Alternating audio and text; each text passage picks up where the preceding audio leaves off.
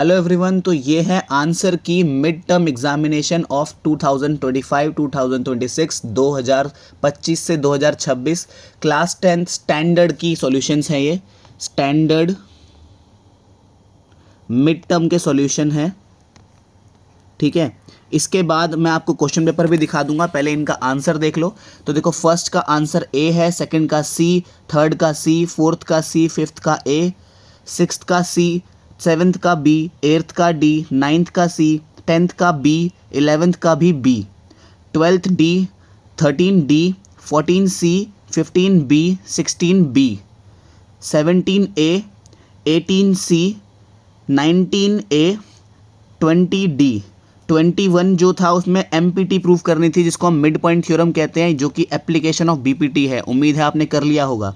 22 के दो आंसर आ रहे हैं। देखो, जो 22 क्वेश्चन था उसके अंदर हमारे दो पार्ट्स थे। पहले पार्ट का जिसने बेसिकली चॉइस थी, जिसने फर्स्ट पार्ट किया उसका आंसर 115 आना चाहिए, जिसने सेकंड पार्ट किया उसका आंसर 360 यानी कि 360 आना चाहिए।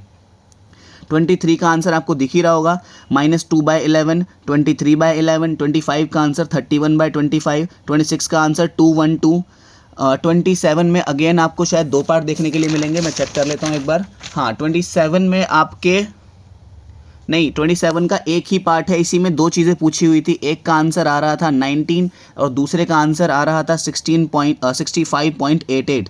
28 के आपके दो आंसर्स थे, 7 और -22।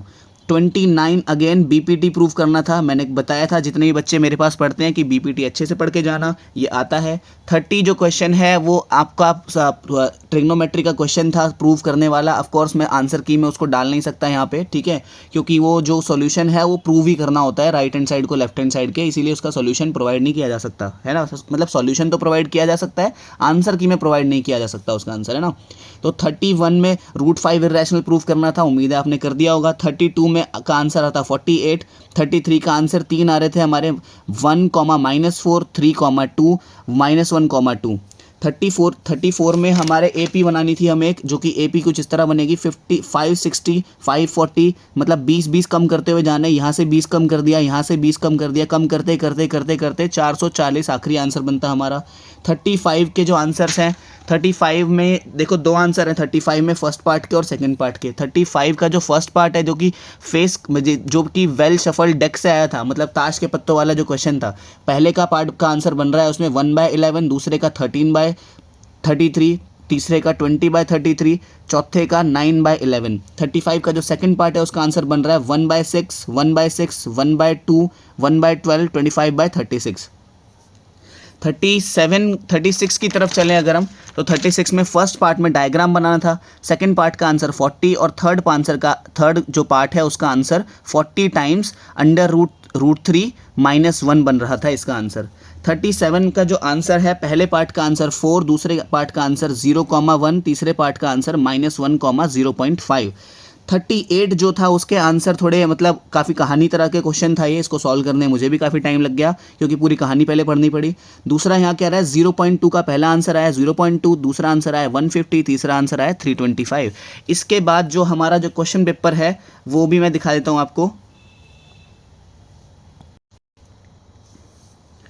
तो देखो, ये था हमारा क्वेश्चन पेपर। क्वेश्चन पेपर भी मैं एक एक करके थोड़ा थोड़ा स्क्रॉल कर देता हूँ, जिसको क्वेश्चन पेपर देखना हो वो क्वेश्चन पेपर देख लेना। इससे पहले मैंने वो तो डाल ही रखी है आंसर की, तो इन दोनों को उम्मीद है आपका पेपर अच्छा गया होगा, और अगर अच्छा नहीं गया तो भी कोई बात नहीं, अगली बार पढ़ के अच्छा दे देना।